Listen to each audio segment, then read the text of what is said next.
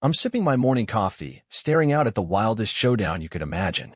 My neighbor, Karen, the self-proclaimed ruler of our little suburban world, is standing at the edge of my yard, yelling so loud the whole street can hear. Her face is glowing brighter than a fire truck, and here's the kicker. Her fancy new luxury SUV is stuck, dangling right in the middle of a huge trench I dug around my driveway.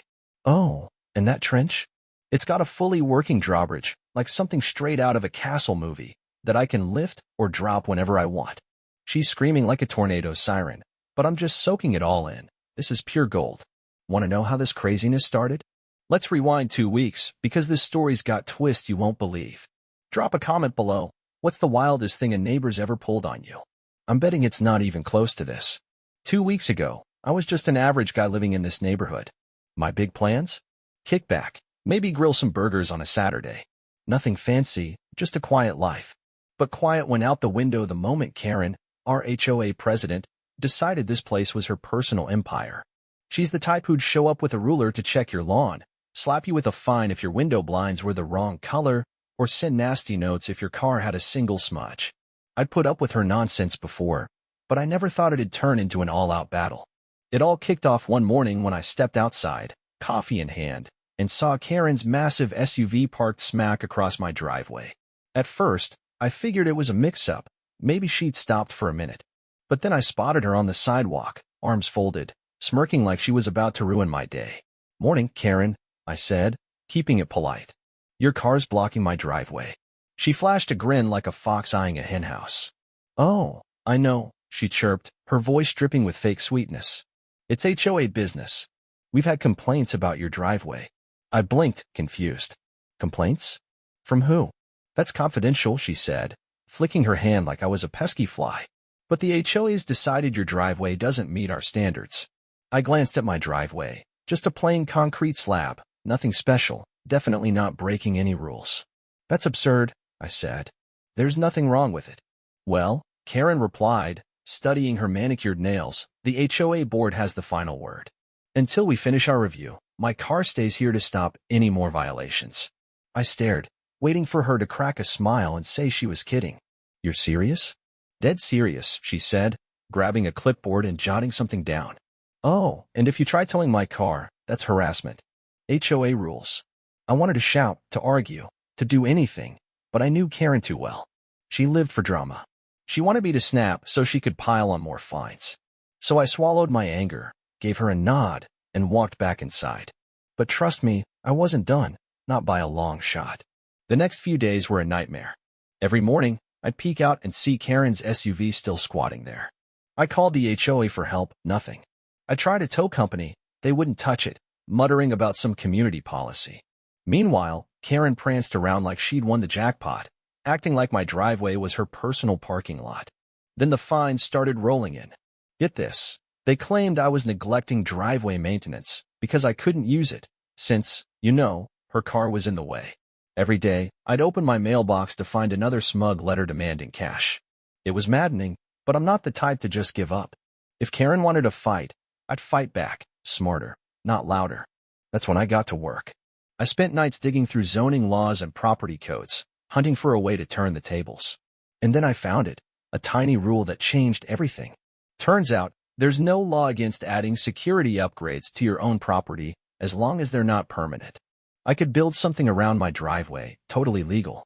I checked it twice, even ran it by my buddy Tom, who's a lawyer, to make sure it was solid. It was. And that's when I hatched my plan, a plan so wild, it'd blow Karen's mind. So, I'd found my golden ticket in the zoning laws, and I wasn't about to let it go to waste. I double-checked every detail, triple-checked it, and even called my buddy Mike, who's a lawyer, to make sure my plan was rock solid. He laughed when I told him, but he confirmed it. Totally legal. That's when the fun really kicked off. The very next day, I rented a big OL excavator, rounded up a few guys from a local construction crew, and laid out my vision. I didn't want some puny little ditch. I wanted a massive, medieval-style moat around my driveway. The crew thought I'd lost it, staring at me like I was ordering a castle in the suburbs, but cash speaks louder than words. By sunset, my driveway was circled by a 4-foot-deep trench, so wide no car could dream of crossing it. I stood back, admiring my handiwork, knowing Karen was in for a surprise. The next morning, she came charging over, probably ready to rub my nose in some new HOA rule. But when she saw her precious SUV stranded smack in the middle of my trench, her smug grin melted into pure panic. "What in the world is this?" she shrieked, her voice hitting a pitch that could shatter glass. "Just a little security upgrade," I said, barely holding back a laugh. "HOA rules say I'm allowed." I started twitching like a cartoon villain. "You can't just dig a giant hole around my car." "Oh, I can," I shot back, cool as a cucumber. "This is my property. You wouldn't move your car, so I had to work around it." She stood there, looking like her brain was frying, stammering. You can't. This is against the law." "Nope," I said, whipping out a printed copy of the zoning rules. "Completely legal. Even got a permit. City stamped it and everything." Karen's jaw locked up so tight I thought she'd chip a tooth. "You're going to pay for this," she hissed. "The HOA will crush you."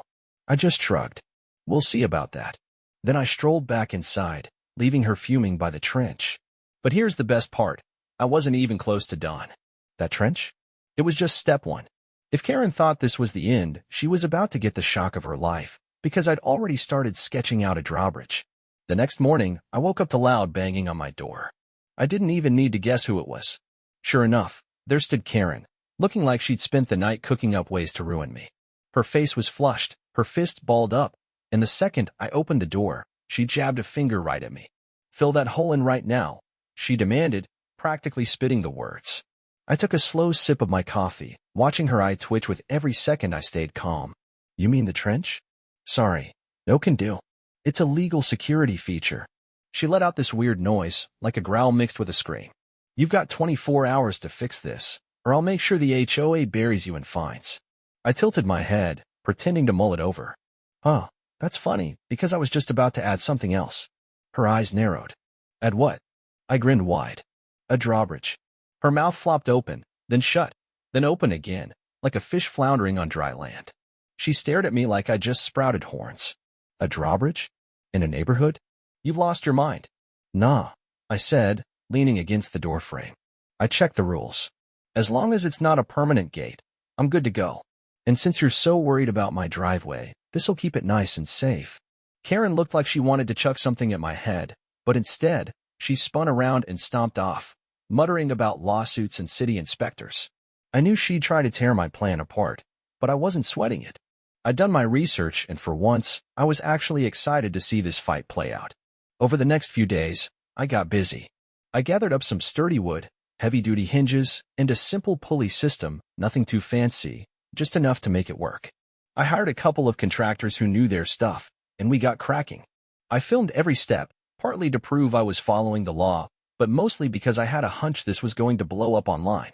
And while I was building, Karen wasn't sitting still either. She called in city inspectors, probably hoping they'd slap me with a violation and shut me down. But when they showed up, they just poked around, chuckled at the trench, and left, shaking their heads. Everything checked out. The city inspectors left empty-handed, scratching their heads at my perfectly legal trench. Karen wasn't ready to give up, though. She tried rallying the neighbors, passing around a petition to force me to tear it all down. But here's the thing, most folks around here were just as fed up with her as I was. She'd been bossing everyone around for years, and they weren't signing up for her nonsense this time. She even tried to stop my contractors from coming into the neighborhood, barking orders like she owned the streets. That blew up in her face when one of the guys turned out to be the brother of a city councilman. Oops. By the time my drawbridge was finished, the whole block was watching, wide-eyed. It was a beauty, a solid wooden platform hooked up to a pulley system, letting me lift it up or drop it down whenever I felt like it. I gave it a test pull, yanking the rope and grinning as the bridge rose, locking my driveway away from the world. Perfect. Karen, of course, flipped out. She stormed over, screaming, "This is nuts. You can't have a medieval castle in the middle of a suburb." "It's not a castle," I said, keeping my voice steady. "It's a security upgrade. You know, to protect my property. HOA rules even say it's a good idea." She made this choked, angry sound, like a kettle about to boil over, and marched off. I figured that'd be the end of it. Boy, was I wrong. That night, I jolted awake to rustling outside. I peeked through the blinds, and there she was, Karen, sneaking around my trench with a flashlight, poking at the drawbridge like she was plotting something shady. I snatched my phone and hit record. "Looking for something, Karen?" I called out, loud enough to startle her. She spun around so fast she nearly tripped into the ditch. I'm just checking this absurd thing isn't dangerous, she snapped, trying to sound righteous. You mean trespassing? I shot back. Because that's what this looks like. Her face twisted into a scowl, but she pulled herself together quick. I'm on the HOA board, she said, all high and mighty. I can check for violations. Funny, I replied, leaning out the window, because last I checked, the HOA doesn't own my yard. Don't worry, though. I'm sending this video to my lawyer. Might even toss it online. I bet people would love seeing the HOA president creeping around someone's property at midnight. Her face went pale, like she'd seen a ghost, and she bolted back to her house without another word. By morning, the neighborhood was buzzing. Word of her late-night snooping spread like wildfire, and folks started turning on her. She tried to play it off, saying she was just doing her job, but nobody was buying that excuse anymore. Meanwhile, my little saga was blowing up online. The video of the trench in Drawbridge went viral, thousands of comments rolling in, cheering me on for sticking it to HOA nonsense. Karen must have realized she was losing the fight, because she switched gears. If she couldn't win with rules, she'd try to make my life a living headache. The fines started piling up again, silly stuff like unapproved property changes or ugly structure violations. She even roped in a few of her last loyal HOA buddies to file noise complaints, even though construction was long done. But I was one step ahead. I'd been quietly collecting dirt on her, proof she'd been dipping into HOA funds for her own stuff, like fancy trips or shopping sprees. She was sloppy with the paperwork, thinking no one would notice. I gathered it all up in a tidy folder, waiting for the right moment to drop the hammer. That moment came at an emergency HOA meeting. Karen called to nail me for my violations. I walked in, and there she was, perched at the head of the table, smirking like she'd already won. We've decided your changes break community rules, she declared, all smug and official. Take them down now, or we're taking you to court. I smiled, slid my folder onto the table, and said, that's funny, because I've got some violations of my own to share. Karen's frown deepened. What are you even talking about? She snapped, her voice sharp as a knife. I flipped open my folder and started reading off her dirty laundry, fake fines, dipping into HOA cash for herself, bullying neighbors into submission. With every word, her face lost more color, like she was fading into a ghost. You're making this up, she hissed, but it sounded desperate. I've got proof, I said, tapping the papers. And I'm ready to hand it all over to the cops. The room went dead quiet. The other HOA board members, who'd always been too spooked to cross her, suddenly perked up, eyes locked on me. In minutes, they voted her out as president, kicked her to the curb right then and there. By the end of the week, the authorities were digging into her shady schemes. That night, I stood on my driveway, sipping a cold soda, watching her SUV get towed off, not by me, but by the police. What started as a goofy idea with my trench and drawbridge had turned into the perfect trap to expose her mess. And honestly, my driveway had never looked so good. For a few days after that meeting, Karen went silent, which was weird. She wasn't the type to just slink away. I knew she was cooking up something nasty. The neighborhood was still buzzing about her crash and burn moment. People started treating me like a hometown hero. I'd step outside, and someone would wave, flash a thumbs up, or ask to see the drawbridge in action. Even the mail guy cracked up when he saw it. But I wasn't fooled. Karen wasn't done yet. Sure enough, the trouble rolled in, starting small. Some anonymous tip to the city claimed my setup wasn't permitted. A zoning guy showed up, looking half amused, half ticked off, but he checked my drawbridge, shrugged, nodded, and left. Everything was legit. Then came the fake neighbor complaints, late-night noise, suspicious behavior, even wild claims my trench could make houses collapse. I knew who was pulling the strings, but I didn't have hard proof yet. Then Karen cranked it up. One night, I bolted awake to a loud crash. My heart was racing as I scrambled to the window. Nothing at first, but when I flicked on the outdoor lights, my jaw dropped. The ropes on my drawbridge were sliced clean through.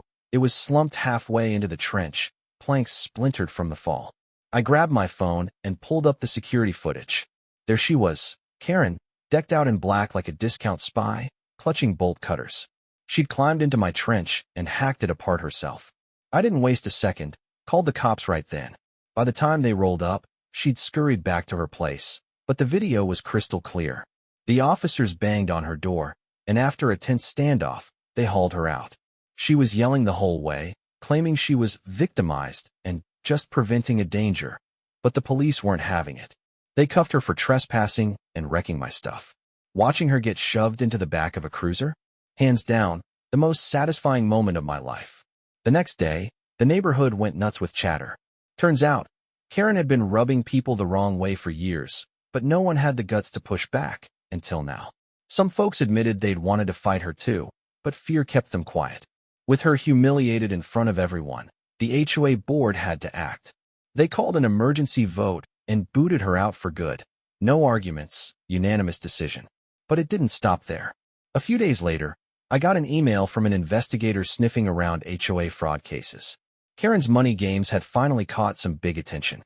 The investigator wanted to chat about the files I dropped at that HOA meeting, and I was happy to oblige. I handed over everything.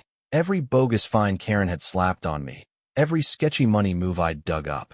Within a week, it wasn't just a little probe anymore. It was a full-on legal storm. Turns out, Karen wasn't just a control freak. She was a straight-up crook. She'd been siphoning HOA cash for years, blowing it on fancy vacations, designer goodies, and even some shady offshore stash. When the story hit, the neighborhood went wild. People who used to duck their heads when she walked by were now laughing in her face. A few even hung "free at last" signs on their porches. Her house went up for sale fast, but it just sat there. Nobody wanted to touch the ex-queen's castle. In the end, she had to sell it cheap and skip town. The day she left, I stood by my driveway, watching her cram the last of her stuff into a moving truck. She threw me one final glare, but it was weak. She was beaten. I lifted my coffee mug in a quiet cheer as she drove off. Good riddance. With Karen out of the picture, the HOA board fell apart. Most of the leftover members quit, and we all voted to ditch the HOA for good. Turns out, people liked life better without it. No more dumb rules, no more fines, no more walking on eggshells. For the first time in forever, the neighborhood felt like a real community. As for me, I turned into a bit of a local star. The tale of my trench and drawbridge spread way past our streets. News stations picked it up, and soon I was doing interviews about how I outsmarted the HOA with a crazy idea. My videos blew up online. People from everywhere were messaging me, asking for tips on handling their own HOA headaches. Some even sent letters, calling me a hero. The drawbridge, now fixed up nice, stuck around as a permanent fixture. The kids loved it, dubbing my place Fort James. I even added a little sign by the trench that said, "In honor of HOA chaos." It always got a laugh. One night, I was out back grilling some burgers when an older neighbor, Bill, swung by. He'd lived here longer than anyone and had watched Karen's reign from day one. "You know," he said, squinting at the sunset over our peaceful block, "I always figured someone would knock her down eventually. But a trench and a drawbridge? Never saw that coming." I chuckled, flipping a patty. "Sometimes you've got to think outside the box." He grinned. "Well, whatever you pulled off, it worked. This place is way better now." "Yeah," I said, nodding. "It really is. For the first time since I'd moved in, it actually felt like home." So what about you? Ever had to deal with a neighbor like Karen? Drop a comment below. I'd love to hear your stories. Maybe you've got a wild trick up your sleeve too.